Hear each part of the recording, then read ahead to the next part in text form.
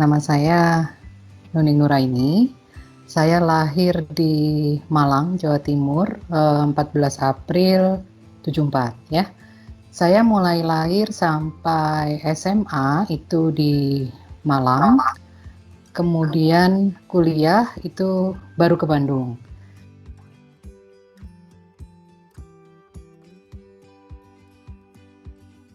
Nah, cerita tentang kuliah itu saya tidak langsung masuk ke ITB ya. Jadi saya di Politeknik Bandung dulu setahun. Waktu itu disebut Politeknik ITB begitu ya. Kemudian ada hal yang menarik ini.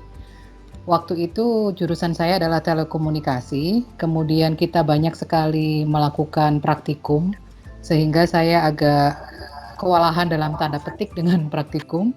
Kemudian ngobrol dengan salah seorang teman. Beliau itu sempat masuk di kedokteran Unpad, kemudian saya lupa kemana lagi, baru ke Politeknik Bandung waktu itu, Politeknik ITB waktu itu ya. Nah, beliau menyarankan masuk aja ke matematik begitu. Kenapa? Nggak ada praktikumnya gitu.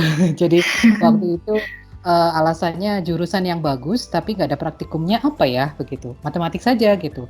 Dan saya tanpa berpikir panjang saya ngambil matematik begitu. Jadi masuk matematik itu karena obrolan dengan salah seorang teman begitu ya.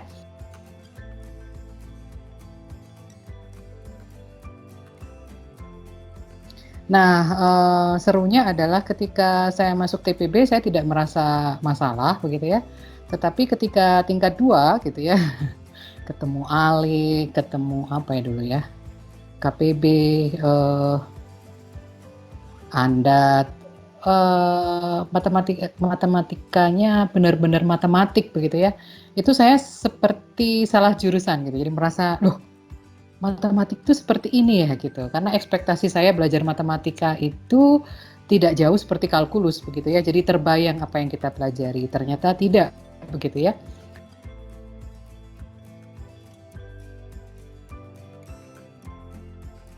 Nah, tentu saja mungkin ada yang pernah mengalami ini gitu. Jadi, waduh gimana cara belajarnya begitu ya. Jadi ketika kuliah itu saya belajarnya lebih ke melihat cara teman-teman belajar begitu. Jadi bagaimana teman-teman itu belajar. Nah, itu yang saya pelajari gitu. Jadi bukan belajar sendiri. Kalau belajar sendiri mungkin menyerah sejak awal begitu ya, karena Iya, uh, jujur saya tidak punya bakat untuk matematika murni begitu. Jadi perlu kenapa ya seperti ini gitu. Nah, ketika saya S2 itu lebih parah sebenarnya ya, karena S2 itu jauh lebih abstrak. Nah, jadi belajar itu baru terasa ketika S2 gitu. Kalau S1 itu happy-happy aja gitu. Oh, sudah ada yang lulus, maka ikut lulus begitu. Jadi tidak merasakan harus struggling benar-benar gitu ya. Jadi happy aja gitu. Melihat teman-teman belajar, kita ikut belajar, ujian dan selesai begitu. Nah, S2 itu baru belajar rasanya bagaimana seharusnya belajar matematika gitu. Jadi dalam tanda petik harus mati-matian belajar supaya lulus begitu ya.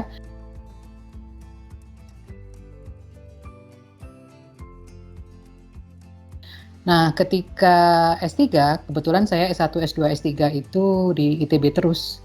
Karena mungkin belum rezeki ya keluar. Jadi ketika dapat beasiswa S2, saya hamil anak pertama sehingga beasiswanya tidak bisa dipospon, harus cancel. Kemudian ketika saya mau masuk S3, saya ingat benar ada tawaran S3 di luar, tetapi saya hamil anak kedua. Jadi lebih memilih keluarga sehingga saya tidak bisa membayangkan kalau harus membawa 2 anak, dan kebetulan suami agak sulit mengikuti kalau harus mengikuti ke luar negeri begitu ya. Jadi waktu itu di saat yang kritis Pak Edi Suwono menawarkan sudah aja sekolah di sini begitu. Nah, itulah saat pertama saya berkenalan dengan matematika epidemiologi begitu ya. Jadi Pada saat itu pertama kali kenal dengan matematika epidemiologi, kemudian ditawarkan kerjasama dengan beberapa tempat. Jadi waktu S3 saya merasakan juga bagaimana belajar di luar negeri, dan positifnya adalah kalau kita belajar di luar negeri itu fokus begitu ya, penelitiannya fokus, belajar di perpustakaan itu happy begitu, tidak seperti kalau di kampus cenderung mengantuk atau kalau kita ketemu teman mengobrol begitu ya. Kalau yang saya rasakan itu semua sarana belajar kita itu lengkap begitu ya. Kalau kita ingin diskusi, ketemu kesulitan, itu mudah untuk mencari orang-orang di bidangnya untuk berdiskusi, kemudian perpustakaannya lengkap baik secara digital maupun manual begitu ya. Terus asik gitu. Jadi itu. Tetapi mungkin karena waktu saya punya kesempatan di luar itu sudah punya anak, jadinya beratnya adalah jauh dari anak begitu. Jadi itu yang saya rasakan selama menempuh pendidikan begitu ya. Nah setelah itu saya sangat bersyukur karena dibesarkan oleh guru-guru yang menurut saya memberikan contoh yang baik gitu ya. Jadi kalau sejak saya S1, S2, S3 saya bertemu dengan banyak style dosen gitu ya, yang semuanya adalah guru-guru saya sekarang, itu adalah kolega jadinya. Beliau-beliau ini punya integritas yang luar biasa begitu ya untuk mengajar, untuk penelitian, kemudian manajemen gitu ya. Jadi banyak contoh yang bisa saya ambil gitu, bagian-bagian positif dari dosen-dosen saya gitu. Dan ada yang sudah pensiun begitu, ada yang masih aktif begitu ya, ada yang sekarang masih menjadi kolega begitu.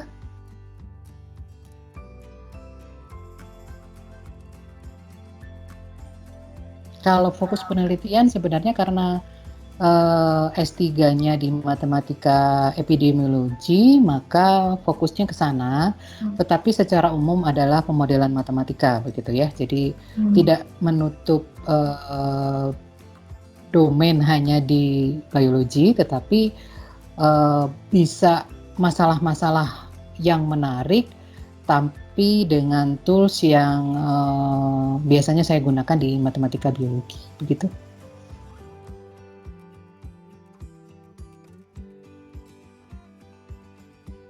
Apa ya, pengalaman kuliah yang mengesankan itu, yaitu jadi saat-saat saya terkaget-kaget dengan materi begitu ya. Mungkin kalau sekarang tidak tahu, sekarang kok rasanya lebih mudah ya Anda kuliah ya, yang lulus itu sedikit begitu. Kebanyakan yang lulus C itu adalah yang mengulang 2-3 kali, D dan E itu adalah mayoritas begitu. Jadi tidak perlu saya sebutkanlah kuliahnya apa. Jadi itu kita benar-benar tidak tahu gitu, membaca bukunya tidak bisa begitu ya. Ketika di kelas tidak mengerti begitu. Ketika kita keluar ya kita ketawa-ketawa aja gitu. Jadi maksudnya banyak kuliah yang kita rasakan seperti itu begitu. Dan ujiannya hanya 1 atau 2 kali begitu dalam 1 semester. Jadi bisa dibayangkan 0-1 begitu. Jadi ketika bisa ya bagus, kalau tidak ya 0 begitu. Jadi ada masa itu gitu ya.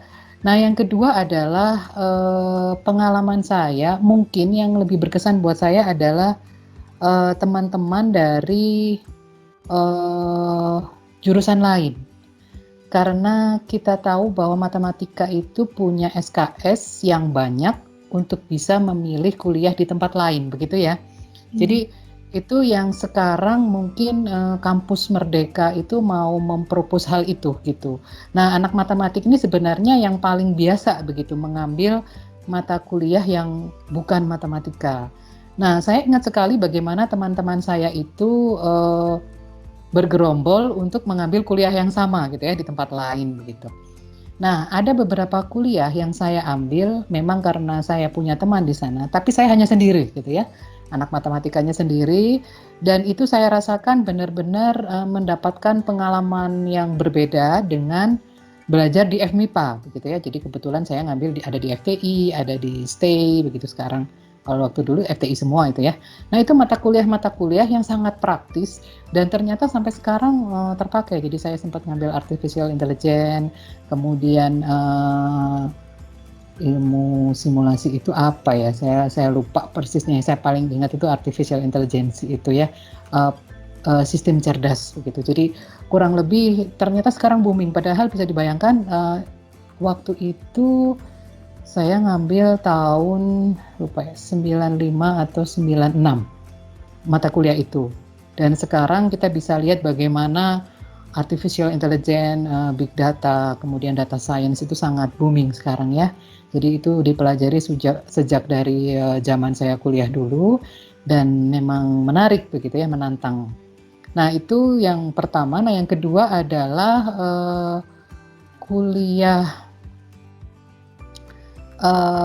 pemodelan sebenarnya. Jadi kuliah pemodelan itu sejak pertama itu membuat kami gitu ya, nggak hanya saya, itu merasa bahwa oh ini gunanya begitu. Nah, waktu itu dosennya hanya Pak Kuncoro sendirian begitu ya. Modelnya hampir sama, hanya kita setiap minggu masuk kelas, kemudian Pak Kuncoro memanggil kami setiap kelompok maju dan berdiskusi begitu. Jadi Pak Kuncoro sendirian untuk membimbing seluruh kelas. Jadi saya lupa tepatnya kapan pemodelan itu dikeroyok oleh banyak dosen, tapi waktu zaman saya merasakan hanya satu orang dosen, kemudian membimbing seluruh kelompok begitu ya. Nah, itu baru karena kami kebetulan ngambil topik dari teknik kimia, jadi sering berdiskusi dengan mahasiswa teknik kimia, kemudian menanyakan masalahnya begitu ya. Kemudian kita menggunakan Simulink dari MATLAB, waktu itu pertama kali belajar Simulink begitu. Jadi terus diskusi juga dengan teman dari kontrol di elektro gitu. Jadi merasa bahwa wah ini multidisiplin itu asik begitu. Jadi karena nggak sendirian begitu ya. Jadi kesan saya seperti itu. Kalau secara umum sih ya itu tadi, karena S1 itu buat saya sering mengganggu teman-teman. Kalau mau ujian itu saya gangguin teman-teman begitu. Jadi saya melihat bagaimana mereka belajar begitu ya. Kemudian oh begini ya belajarnya, pindah ke teman yang lain. Oh begitu ya belajarnya. Jadi saya berpikir ujian itu kan menguji apa yang kita tahu begitu.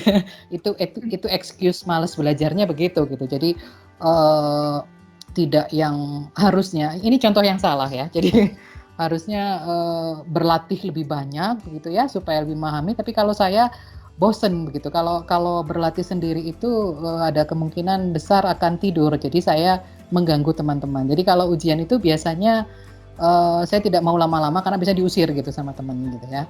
Apalagi kalau nilainya tidak sama itu pasti nggak akan terima begitu. Jadi cara saya belajar S1 seperti itu. Jadi itu mungkin yang berkesan ya. Rasanya itu. Dan satu lagi nih. Saya tidak pernah menjadi asisten, kalau grader iya, tapi kalau asisten praktikum, itu saya asisten praktikumnya fisika, jadi bukan matematik gitu. Nah, di sana saya juga jadi kaya akan pengalaman bagaimana melihat masalah-masalah fisis itu diatasi gitu ya. Jadi karena kita dapat pelatihan, kemudian kita punya banyak waktu untuk berdiskusi dengan sesama asisten yang kebanyakan adalah senior begitu ya. Jadi saya merasa banyak dapat ilmu yang terapan gitu. Jadi itu yang saya ingat.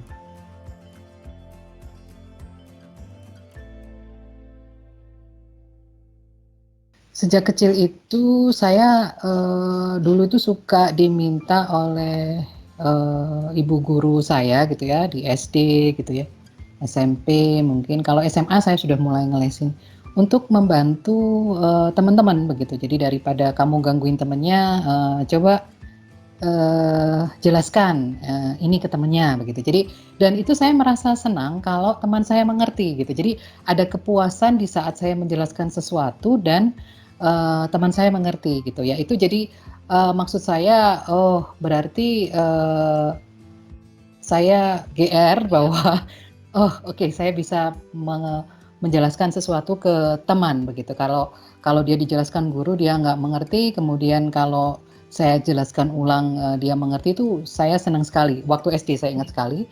Kalau SMP itu pernah disuruh beberapa kali menjelaskan di depan gitu. Kalau kalau kalau zaman dulu kan kita harus mencatat di papan tulis. Nah, itu sambil menjelaskan itu ada beberapa kali kesempatan. Kemudian SMA saya ngelesin gitu. Jadi waktu itu ceritanya saya belajar bahasa, malah sama guru bahasanya itu disuruh ngajar begitu. Padahal nggak bagus juga sih.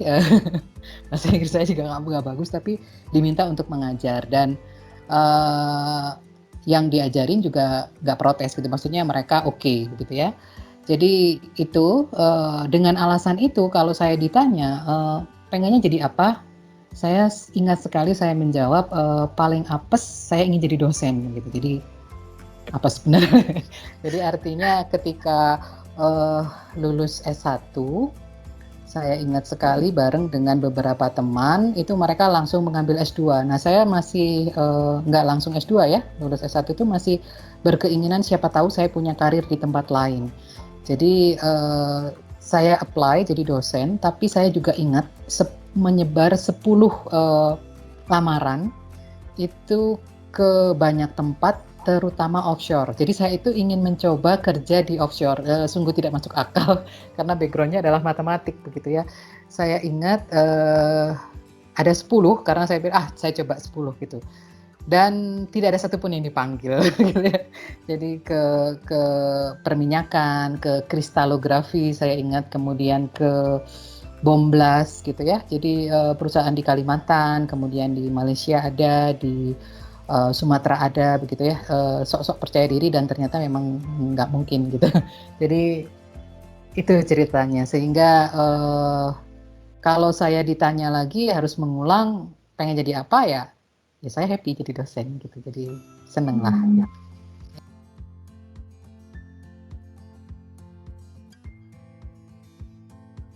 Kalau di luar jam mengajar, penelitian, mengerjakan penelitian, kemudian manajemen. Kebetulan sejak awal saya jadi dosen itu banyak sekali tugas-tugas manajemen ya, mengerjakan proposal, baik proposal yang terkait dengan kegiatan ITB, kegiatan jurusan, maupun tugas-tugas yang kalau dosen itu ada tridharma ya, mengajar, meneliti, dan pengabdian masyarakat. Nah, mungkin kalau manajemen ini penunjang begitu ya, tapi saya banyak terlibat di sana begitu. Jadi kalau tidak mengajar ya kerja saya sebenarnya di situ lagi begitu. Nah, karena saya punya keluarga ya kalau tidak bekerja ya saya mengurusi keluarga begitu. Jadi hobi rasanya agak sulit berkembang karena itu tadi tidak ada waktu. Kemudian kebetulan anak saya banyak, jadi ya kalau tidak kampus ya rumah begitu. Kurang lebih seperti itu. Tapi saya nggak bosan, saya senang dengan apa yang saya lakukan sekarang.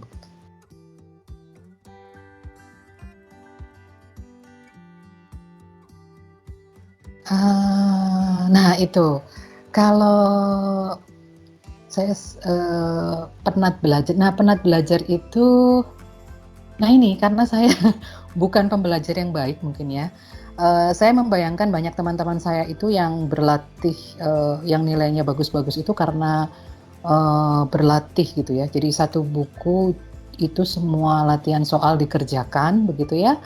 Kemudian kalau selesai mencari buku lain yang lebih sulit untuk dikerjakan begitu, mungkin harusnya seperti itu.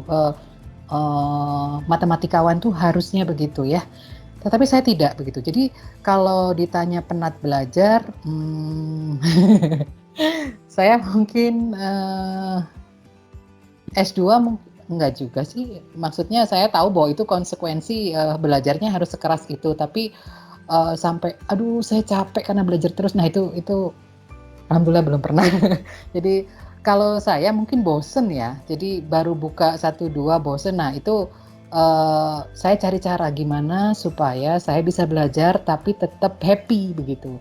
Nah, oleh sebab itu, kenapa saya sangat suka pemodelan ya, karena pemodelan ini refreshing sekaligus memaksa kita berpikir begitu. Jadi kalau melihat sesuatu tuh mikir, ah ini bisa nggak ya dijadikan masalah di pemodelan begitu ya, atau mendengarkan orang lain yang sedang bermasalah begitu, terus mikirnya, wah ini bagus nih jadi topik. Nah, misalkan gitu. Jadi eh saya seperti itu. Jadi mencari celah di antara masa-masa yang eh, penuh, jadwal penuh, kemudian banyak tuntutan atau target.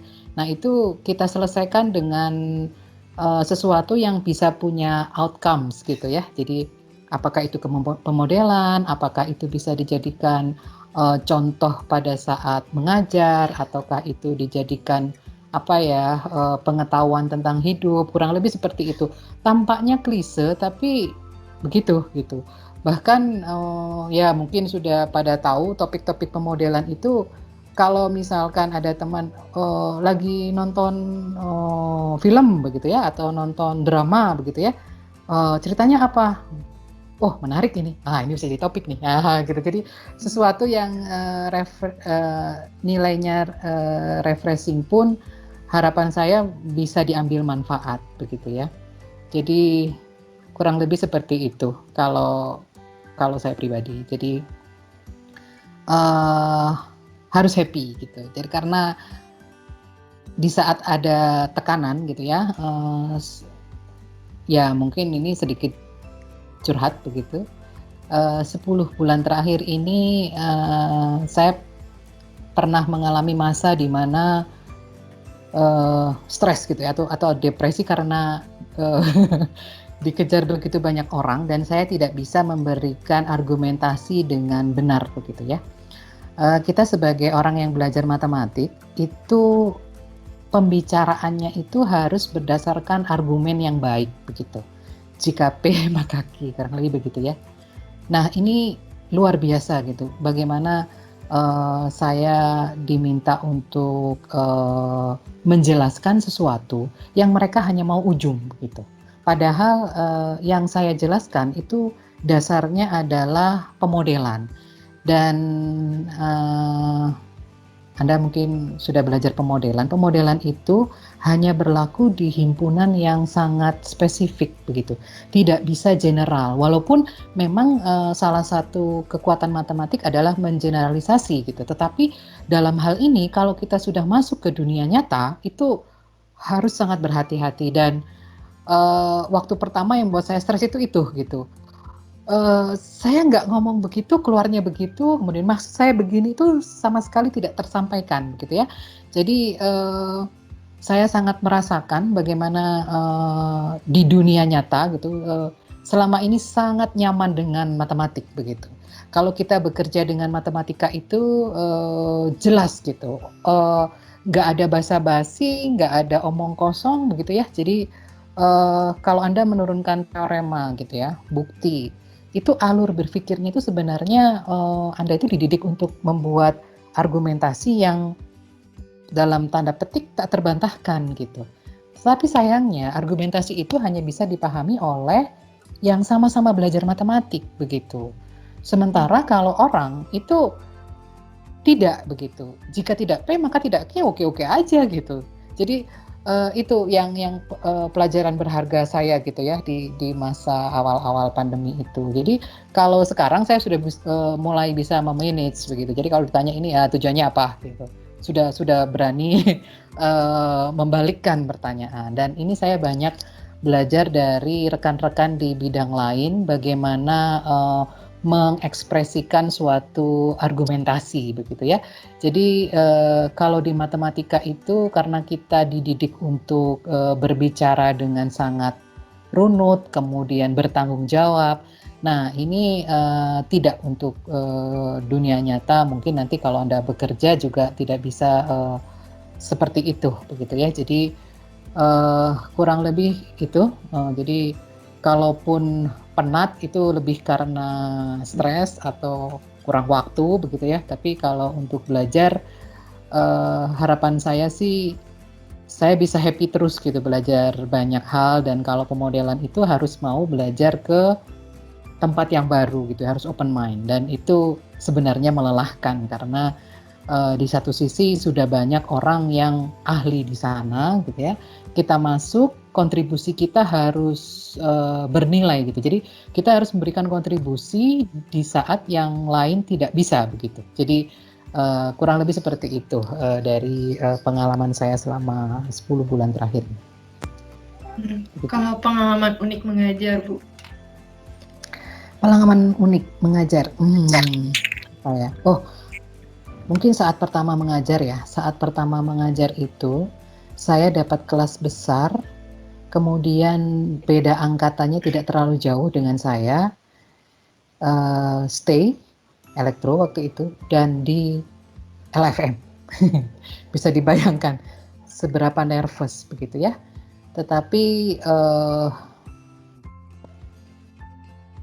waktu itu memberi banyak pengalaman berharga bagaimana kita memanage kelas begitu. Jadi waktu pertama kali saya mengajar, saya itu ingin 100% mahasiswa saya mengerti apa yang saya katakan gitu ya. Jadi saya ingin menjamin bahwa mereka itu paham. Kemudian pada saat ujian mereka bisa mengerjakan begitu. Tetapi kenyataannya tidak begitu. Jadi waktu saya pernah berbincang-bincang dengan almarhum Pak Koko, kamu jangan begitu, nanti stres sendiri begitu. Jadi 80% kelas itu bisa memahami apa yang kita katakan, kemudian sesuai dengan harapan kita, itu udah sangat bagus begitu. 80% Pak, iya. Saya inginnya 100, nggak mungkin 100, kecuali kalau kelasnya kecil ya. Kalau kelasnya kecil 100% masih oke. Tapi kelas-kelas layanan itu kan besar-besar begitu kebanyakan ya. Jadi sekarang saya bisa memahami apa yang beliau katakan saat itu, bahwa memang ya kita tidak mungkin 100% itu bisa membuat mahasiswa mengerti, sehingga ada banyak kenangan gitu ya. Ketika ada satu orang datang, kemudian Bu, mahasiswa ngulang misalkan, saya itu nggak seneng sama kalkulus, tapi sejak ikut kelas ini saya jadi paham Bu, dan saya ngerti bahwa ternyata asik ya Bu belajarnya gitu. Nah itu buat saya seperti itu sangat apa ya, membahagiakan gitu, bahwa apa yang kita lakukan itu punya makna gitu ya, punya arti buat tidak perlu seluruh kelas gitu. 1-2 yang awalnya sulit begitu, kemudian malas, itu jadi berubah. Nah itu sudah cukup begitu ya. Jadi ada beberapa hal, misalkan kelas-kelas yang tidak semua kelas kuat gitu ya di ITB. Dapat kelas yang perasaan sudah diulang-ulang tapi sulit begitu ya. Tetapi mereka itu tetap bersemangat terus, ujiannya tetap C, tapi happy begitu. Oh nggak apa-apa Bu, memang kita yang salah, kita yang nggak belajar, itu rasanya aduh gimana gitu ya. Jadi sudah kelihatan banyak bertanya, kelihatan menunjukkan pekerjaannya, tetapi ketika ujian, loh, oh C gitu. Tapi dia nggak sedih gitu. Padahal di sisi lain ada yang tidak dapat 100 pun protes begitu. Kok ini nggak 100 sih? Wah beda. Jadi maksud saya begitu. Jadi ada mahasiswa-mahasiswa yang membuat saya jadi kalau sedang sedih gitu ya, maksudnya ada yang nggak ngerti-ngerti, ada yang nggak mau mendengarkan. Itu mahasiswa-mahasiswa yang seperti itu juga menginspirasi begitu, bahwa mereka yang membuat saya itu memikirkan kalau menjelaskan sesuatu harus clear gitu. Kalaupun tidak, saya harus bersedia kalau mereka bertanya begitu. Jadi itu pengalaman yang menarik ya, yang banyak juga menginspirasi hidup saya karena dari mahasiswa-mahasiswa itu gitu ya. Jadi mungkin sekarang saya agak berkurang ya karena kesibukan. Kalau dulu waktu pertama kali mengajar itu banyak mahasiswa yang bukan matematik dan datang itu untuk curhat. Bahkan setelah mereka tingkat 2, tingkat 3 itu datang dengan topiknya masing-masing begitu ya. karena itu gitu. Jadi servis ke mahasiswa itu harusnya seperti itu. Tapi seiring dengan waktu saya makin tua begitu, waktu makin berkurang, jadi servis saya ke mahasiswa mungkin menurun juga begitu. Tapi spirit itu tetap ingin saya pegang bahwa tidak ada mahasiswa yang bodoh, yang ada hanya malas begitu ya. Jadi jangan sampai memberikan judgement bahwa oh anak ini nggak bisa gitu, belum belum tentu, mungkin dia belum mengeluarkan seluruh kesaktiannya. Kurang lebih begitu.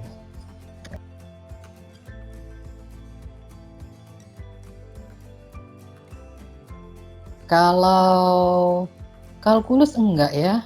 Kalkulus itu karena membuat saya tidak merasa tua. Setiap tahun saya berhadapan dengan mahasiswa yang baru lulus SMA. Jadi rasanya kan segitu saja terus gitu ya. Ketika ada mahasiswa yang sudah angkatan, Bu, saya udah tua loh Bu. Loh, oh iya ya, mahasiswa yang tugas akhir ke saya pertama itu, oh iya ya. Terus bahkan saya pernah ketika rapat begitu ya, ada yang mendekati, Bu, saya dulu beliau sudah jadi kaprodi gitu di jurusan lain. Bu, saya dulu mahasiswa Ibu. Hah? Oh iya? Oh, masih ingat dengan saya gitu, Pak. Oh, berarti saya udah tua sekali ya. Jadi maksud saya seperti itu. Karena apa? Kalkulus itu salah satunya gitu. Saya menghadapi mahasiswa dengan usia yang sama setiap tahun, jadi saya berubah gitu. Tapi mereka ya umurnya segitu saja gitu ya. Jadi atau yang ya paling tua kan pemodelan untuk S1 begitu ya. Jadi rentang usianya kan di sana. Yang saya pandang ini rentang usia yang sama terus, sehingga saya tidak pernah merasa tua begitu. Oleh sebab itu saya tidak jenuh, dan sebenarnya kelemahan dari mengajar yang terus-menerus ini, bukan kelemahan, tantangan ya, supaya tidak itu-itu saja begitu. Jadi kalau saya malah senang sih ngajar hal yang sama, dan kebanyakan dosen akan senang mengajar hal yang sama karena semakin apa ya, spontan begitu mengajarnya.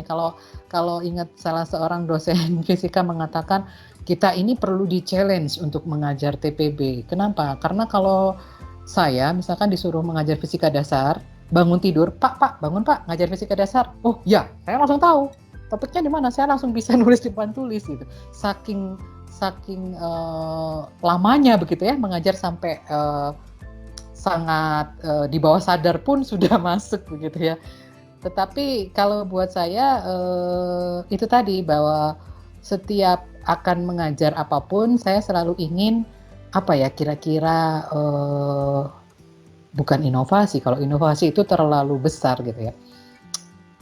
Apa keisengan saya yang bisa saya berikan di kuliah ini sehingga mahasiswa itu dapat sesuatu yang lain begitu. Jadi kalau saya itu pengen ngajarnya seperti itu, tidak selalu karena kadang-kadang saya tidak punya waktu untuk mempersiapkan, tapi saya tuh pengennya begitu gitu. Setiap kali saya mengajar, saya memasukkan sesuatu begitu ya, entah iklan gitu ya. Yang dimaksud iklan ini ya sesuatu yang bisa memberikan motivasi, sesuatu yang membangun, kadang tidak terlalu langsung berkaitan dengan topik, tapi harapan saya itu bisa memberikan bekas begitu, karena dari beberapa mahasiswa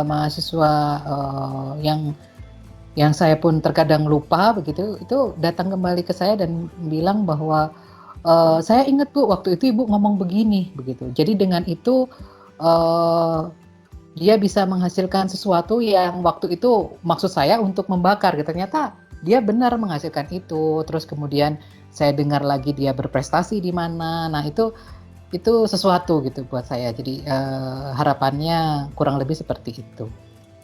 Begitu?